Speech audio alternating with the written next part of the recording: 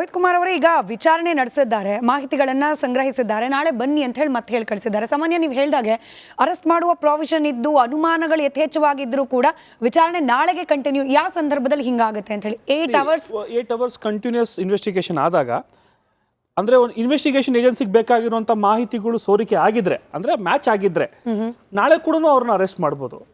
24 hours magistrate work ಮಾಡ್ತಾರೆ. ಯಾವ ಬೇಕಾದ್ರೂ ವಾರೆಂಟ್ ತಗೋಬಹುದು ಅಥವಾ ವಿತೌಟ್ ವಾರೆಂಟ್ ಕೂಡ ಅದು ಮಾಡ್ಬೋದು. ಯಾಕಂದ್ರೆ ಹಗರಣದ ಏನಿದೆ ಹಣ ತುಂಬಾ ಅತೀಕವಾಗಿರೋದ್ರಿಂದ.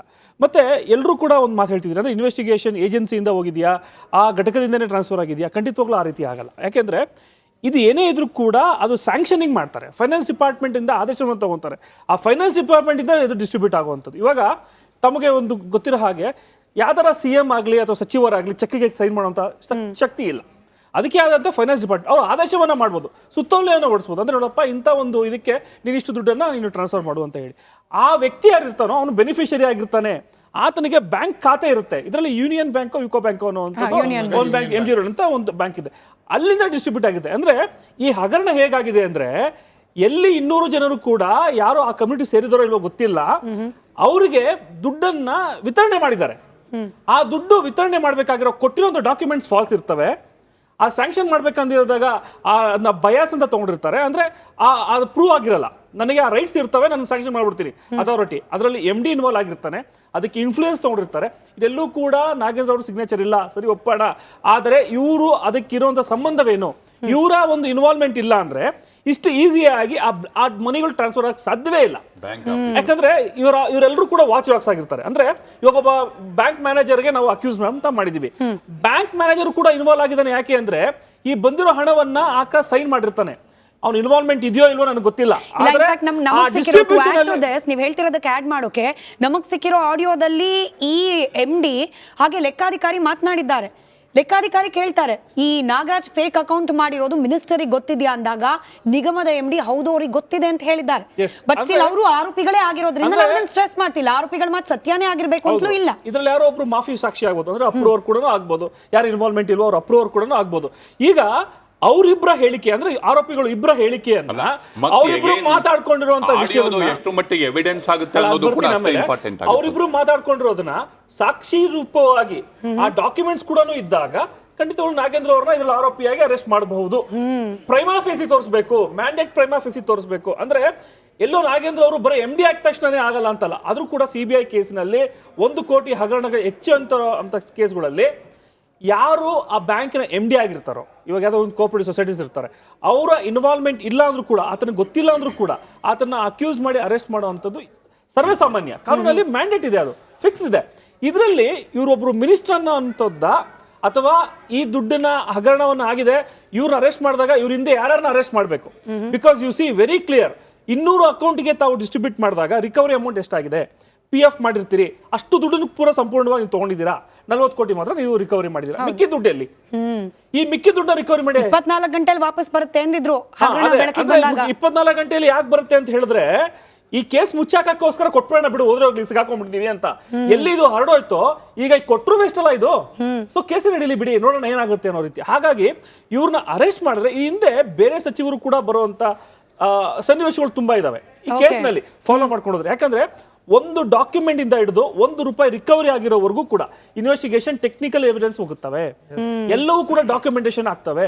ಮತ್ತೆ ನಾಗೇಂದ್ರ ಅವರು ಸ್ಪಂದನೆ ಮಾಡಿದಾರಲ್ಲ ಇನ್ವೆಸ್ಟಿಗೇಷನ್ಗೆ, ಅದೇನು ದೊಡ್ಡ ವಿಷಯವಲ್ಲ ನಾನು ತಗೊಳ್ಳೋ ಹಾಗೆ. ಯಾಕಂದ್ರೆ ಸ್ಪಂದನೆ ಮಾಡುವಂತದ್ದು ನೀನು as a citizen and you are a minister where you should ನೀವು ಮಾಡ್ಲೇಬೇಕು ಅದನ್ನ. ದೇಶಕ್ಕೆ ನೀವು ಏನ್ ಮೆಸೇಜ್ ಕೊಡ್ತೀರಾ? ಸೌಜನ್ಯ ಕೇಂದ್ರಲ್ಲ, ನಾನು ಅಲ್ಲಿಗೊಂದು ಫುಲ್ ಸ್ಟಾಪ್ ಇಲ್ಲ, ಕೇಳಿಸ್ಕೊಂಡು ನನ್ನ ಪ್ರಶ್ನೆ ಕೇಳಿಸ್ಕೊಂಡು ಉತ್ತರ ಕೊಡಿ. ನನ್ನ ಪ್ರಶ್ನೆ ಕೇಳಿಸ್ಕೊಂಡು ಉತ್ತರ ಕೊಡಿ. ಅದೇ ಸರ್, ನೋಟಿಸ್ ಕೊಟ್ಟಿದ್ಯಾವಾಗ? ನೋಟಿಸ್ ಕೊಟ್ಟಿದ್ಯಾವಾಗ? ನಿಮಗೆ ಪ್ರಶ್ನೆ ಕೇಳ್ತಿರೋದು ನಾನು, ನಿಮಗೆ ಪ್ರಶ್ನೆ ಕೇಳ್ತಿರೋದು ಅದೇ ಸರ್. ನಿಮಗೆ ಪ್ರಶ್ನೆ ಕೇಳಿಸ್ಕೊಂಡು ಉತ್ತರ ಕೊಡಿ. 10 ಸೆಕೆಂಡ್ ಮುಗಿಸ್ಲಿ, 10 ಸೆಕೆಂಡ್ ಮುಗಿಸ್ಲಿ. SIT ಅವರು ಎಲ್ಲಿ ದಿಕ್ಕು ತಪ್ಪಿಸ್ತಾ ಇದ್ದಾರೆ ಅಂತ ಹೇಳಿದ್ರೆ ಕಣ್ಣು ಕಾಣ್ತಾ ಇರೋಂಥದ್ದು. ಯಾರೋ ಒಬ್ಬ ಆರೋಪಿ ನಾನು 164 ಎವಿಡೆನ್ಸ್ ಕೊಡ್ತೀನಿ ಜಡ್ಜ್ ಮುಂದೆ ಅಂತ ಹೇಳ್ತಿರೋದನ್ನ ನೀನು 161 ಪೊಲೀಸ್ ಮುಂದೆನೆ ಕೊಡು ಅಂತ ಇರೋದು ಖಂಡಿತವಾಗ್ಲೂ ಎಲ್ಲೋ ಇದು ಮರೆ ಮಾಚ್ತಾ ಇದ್ದಾರೆ. ತನಿಖೆ ಎಲ್ಲೋ ಬೇರೆ ದಿಕ್ಕಲ್ಲಿ ಹೋಗ್ತಿದೆ ಅಂತ ಮ್ಯಾಜಿಸ್ಟ್ರೇಟ್ ಮುಂದೆ ಕರ್ಕೊಂಡೋಗಿ ಬಿಟ್ರೆ ಏನ್ ಕಷ್ಟ ಇವ್ರಿಗೆ? ಸತ್ಯ ಏನಿದೆ ಅದು ಹೊರಗಡೆ ಬರುತ್ತೆ. ಆಗ ಆ ರೀತಿಯಾಗಿ ನಡೆದ್ರೆ ನಾವು ಸರ್ಕಾರಕ್ಕೂ ಕೂಡ ಶಬಾಷ್ ಅನ್ಬೋದು. ಆದ್ರೆ ಸರ್ಕಾರ ಏನ್ ಮಾಡ್ತಿದೆ ಅಂದ್ರೆ ನೀವು ಬರೀ ರಾಜೀನಾಮೆ ಕೊಡಿಸ್ತಿದ್ರಿ, ಎಲ್ಲೋ ಒಂದು ಕಡೆ ಅವ್ರನ್ನ ಪ್ರೊಟೆಕ್ಟ್ ಮಾಡ್ತಿರೋದು. ಇವತ್ತು ಕರ್ನಾಟಕ ರಾಜ್ಯ ಜನ ಅದನ್ನ ನೋಡ್ತಾ ಇದ್ದಾರೆ. ದಳದವರಾಗ್ಲಿ ಬಿಜೆಪಿ ಅವರಾಗ್ಲಿ ಬೇರೆಯವ್ರು ಕಿರ್ಚಾಳಂತ ನೆಸಿಟಿ ಏನಿಲ್ಲ. ಸಾರ್ವಜನಿಕರಿಗೆ ಗೊತ್ತಾಗ್ತಿದೆ ಇದೆಲ್ಲೋ ಒಂದು ತನಿಖೆ ಬೇರೆ ಕಡೆ ಹೋಗ್ತಾ ಇದೆ ಅಂತ ಹೇಳಿ. So ಹಾಗಾಗಿ ನೀವು ಅವರು ಸೌಜನ್ಯದಲ್ಲಿ ಹೋಗಿ ಮುಂದೆ ಹೋಗಿದಾರಲ್ಲ, ಆ ಸೌಜನ್ಯ ನನಗೆ ಬೇಡ. ನನಗೆ ಬೇಕಾಗಿರೋ ಸೌಜನ್ಯ ಏನು ಅಂದ್ರೆ ಎಕ್ಸಾಕ್ಟ್ಲಿ ಅದೇ ಅವರೇ. ಈ ನೋಟಿಸ್ ಕೊಡ್ಲಿಕ್ಕೆ ಇನ್ಫಾರ್ಮೇಶನ್ ಕೊಡ್ತೀನಿ, ಅದನ್ನು ಸೇರಿಸ್ಕೊಂಡು ಮಾತಾಡಿ. ನೋಟಿಸ್ ಕೊಡ್ಲಿಕ್ಕೆ 2 ದಿನದ ಮುಂಚೆ ಮುಖ್ಯಮಂತ್ರಿಗಳನ್ನ ಸತತವಾಗಿ ಭೇಟಿಯಾಗಿದ್ದಾರೆ ಎಕ್ಸ್ ಮಿನಿಸ್ಟರ್ ನಾಗೇಂದ್ರ ಅವರು. ಯಾವ ಲೆವೆಲ್ ಅಲ್ಲಿ ಅಧಿಕಾರಿಗಳಿಗೆ ಮುಖ್ಯಮಂತ್ರಿಗಳ ಕಚೇರಿಯಿಂದ ಕಾಲ್ ಹೋಗಿದೆ ಅನ್ನೋ ಮಾಹಿತಿ ಇದೆ. ನಾನು ಅಂತಲೇ ಹೇಳ್ತಿದ್ದೀನಿ, ಯಾಕಂದ್ರೆ ಮತ್ತೆ ಫೇಕ್ ನ್ಯೂಸ್ ಅಂತೇಳಿ ಕೇಸ್ ಹಾಕ್ತಾರೆ. Minister Nagendra, X minister Nagendra ಅವರನ್ನ ತನಿಖೆಗೇನೆ ಕರಿಬಾರ್ದು ಅನ್ನೋ ರೀತಿಯಲ್ಲೂ ಅಧಿಕಾರಿಗಳ ಮೇಲೆ ಒತ್ತಡ, ತನಿಖೆ ಕರೆದ್ರೂ ಕೂಡ ಅರೆಸ್ಟ್ ಮಾಡಬಾರ್ದು ಅವ್ರನ್ನ ಅನ್ನೋ ರೀತಿಯ ಒತ್ತಡ. ಇದು ಮತ್ತದೇ ಬ್ಲೇಮ್ ಗೇಮ್ ಬರ್ತಾ ಇರೋದು ಮಾನ್ಯ ಮುಖ್ಯಮಂತ್ರಿಗಳಾದ ಸಿದ್ದರಾಮಯ್ಯ ಅವರ ಕಚೇರಿ ಮೇಲೆ. ಈಗ ನಾನು ಮಾತಾಡ್ತೀನಿ, ದಯಮಾಡಿ ಸ್ವಲ್ಪ ಕಿರ್ಚಾಟದ ಬದಲು ಸಂವಾದ ಮಾಡೋಣ. ಮಾಡಿ ಒಂದು ಉತ್ತರದಲ್ಲಿ ತಪ್ಪು ಅಂತ ಅನ್ಸಿದ್ರೆ ನಿಮ್ಮ ಟೈಮ್ ಬಂದಾಗ ಮಾಡ್ಬೇಕು. ಅವ್ರಿಗೆ ನೀವು ಟೈಮ್ ಕೊಡ್ತೀವಿ ಅವಾಗ ಮಾಡ್ಬೇಕು. ಹೇಳಿ, ವಿಷಯಕ್ಕೆ ಬನ್ನಿ. ಈಗ ಒಂದು ವಕೀಲರು ಬಹಳ ಸ್ಪಷ್ಟವಾಗಿ ತನಿಖೆಯ ಹಂತಗಳು ಯಾವ ರೀತಿ ಜರುಗ್ತವೆ, ಇಲ್ಲಿ ಹಗರಣ ಆಗಿಲ್ಲ ಅಂತ ಯಾರು ಹೇಳ್ತಿಲ್ಲ. ಅದರ ನೈತಿಕ ಹೊಣೆಯನ್ನು ಒತ್ತೆ ನಾಗೇಂದ್ರ ಅವರು ರಾಜೀನಾಮೆ ಕೊಟ್ಟಿರೋದು. ಹಾಗೇನೆ ಕೇಳಿ, ಎಲ್ಲಾ ಮಿನಿಸ್ಟರ್ಗಳು ತಗೊಂಡಿದ್ದಾರೆ. ಟೈಮ್ ತಗೊಳ್ಳೋದು ಅಂದ್ರೆ ಅವ್ರಿಗೂ ಕ್ಲಾರಿಟಿ ಬೇಕಲ್ಲ, ಕ್ಲಾರಿಫೈ ಮಾಡ್ಕೊಂಡೆ ಕೊಟ್ಟಿದ್ದಾರೆ, ರಾಜೀನಾಮೆ ಕೊಟ್ಟಿದ್ದಾರೆ. ರಾಜೀನಾಮೆ ಕೊಟ್ಟಾಗಿದೆ, ನೈತಿಕ ಹೊಣೆ ಒತ್ತಾಗಿದೆ ಅವರು. ಆದರೆ ಅದರ ಅರ್ಥ ಅಲ್ಲಿ ಹಗರಣ ನಡೆದಿದೆ ಅಂತ. ಆದರೆ ಹಗರಣ ಯಾವ್ಯಾವ ಹಂತದಲ್ಲಿ ನಡೀತದೆ ಅನ್ನೋದನ್ನು ಕೂಡ ನಾವು ಒಂದು ಕ್ರಮವಾಗಿ ನೋಡಬೇಕಾಗುತ್ತೆ. ಅಲ್ಲಿ ಚೆಕ್ ಬರ್ದವ್ರು ಯಾರು, ಅದಕ್ಕಿದ್ದ ಡಾಕ್ಯುಮೆಂಟ್ ಏನು, ಅದ್ರ ನಂತರ ಏನಾಯಿತು, ಅದು ಬಿಡಿಯಾಗಿ ಬಿಡಿಸಿ ಹೇಳಿದ್ರು. I like him. ಅಂದರೆ ತನಿಖೆಯ ವಿಚಾರ ಏನು ಅಂತ ನೀಟಾಗಿ ಹೇಳಿದ್ರು. ಅದು ಬೇಕಾಗಿತ್ತಿಲ್ಲಿ. ಒಂದನೇದು, ಇಲ್ಲಿ ಯಾವುದೇ ಹಗರಣಕಾರರನ್ನ ರಕ್ಷಿಸುವ ಯಾವ ಬಾಬತ್ತು ಇಲ್ಲ. ಈಗ ವಕೀಲರು ಹೇಳ್ದಂಗೆ MD ಇರ್ಬೋದು, ಫೈನಾನ್ಸ್ ಆಫೀಸರ್ ಇರ್ಬೋದು, ಅವರಿಬ್ಬರ ನಡುವೆ ಅಂತ ನಡೆದಂಥ ಮಾತುಕತೆಗಳು ಫೈನಲ್ ಏನಲ್ಲ. ಅದರಲ್ಲೂ ಸುಳ್ಳಿರ್ಬೋದು, ಅಲ್ಲೂ ನಡೀಬೋದು. ಯಾಕೆಂದರೆ ಮನುಷ್ಯನ ಮನಸ್ಸು ಒಂದು ಉತ್ತ ಇದ್ದಂಗೆನೆ. ಸೊ ಅಲ್ಲಿ ಅವರು ಕ್ರಿಯೇಟ್ ಮಾಡಿರುವಂಥ ಕೇಯಾಸ್ ಇದೆಯಲ್ಲ, ಅದು ದದ್ದಲ್ಗೆ ಅರ್ಥ ಆಗದೆ ಇರ್ಬೋದು. ದದ್ದಲ್ಲು ಅಂದ್ರೆ ದಡ್ಡ ಅಂತ ನಾವು ಭಾವಿಸ್ಬೇಕಾಗಿಲ್ಲ. ಯಾಕೆಂದ್ರೆ ಬಂದಿದ್ದಾರೆ ಹೊಸದಾಗಿ ನಿಗಮಕ್ಕೆ, ಅಲ್ಲೇನೇನು ನಡೀತಿದೆ ತಿಳ್ಕೊಳ್ಳೋಕ್ಕೆ ಟೈಮ್ ಬೇಕಾಗುತ್ತೆ. ಎಲ್ಲರಿಗೂ ಇದಾಗಿದೆ. ತನಿಖೆ ಎಲ್ಲವನ್ನೂ ಬಹಿರಂಗಗೊಳಿಸುತ್ತೆ.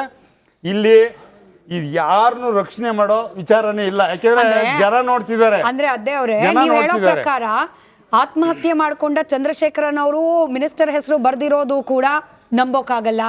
ಈಗ ಹಗರಣದಲ್ಲಿ ಇನ್ವಾಲ್ವ್ ಆಗಿರೋ A7 A8 ಆರೋಪಿಗಳು ಅವ್ರು ಹೇಳಿರೋದು ಕೂಡ ನಂಬಕ್ಕಾಗಲ್ಲ. ಈ ರಾಜ್ಯದ ST ಸಮುದಾಯಕ್ಕೆ ಸೇರ್ಬೇಕಾಗಿರುವ ಹಣವನ್ನ ಯಾವುದೋ ಬೇನಾಮಿ ಬ್ಯಾಂಕ್ಗಳಿಗೆ ಹಂಚಿದ್ರು, ಅದಕ್ಕೂ ನಾಗೇಂದ್ರ ಅವರ ಆಪ್ತ ನಾಗರಾಜ್ ಅವ್ರಿಗೂ ಸಂಬಂಧ ಇತ್ತು, ನಂಬಕ್ಕಾಗಲ್ಲ.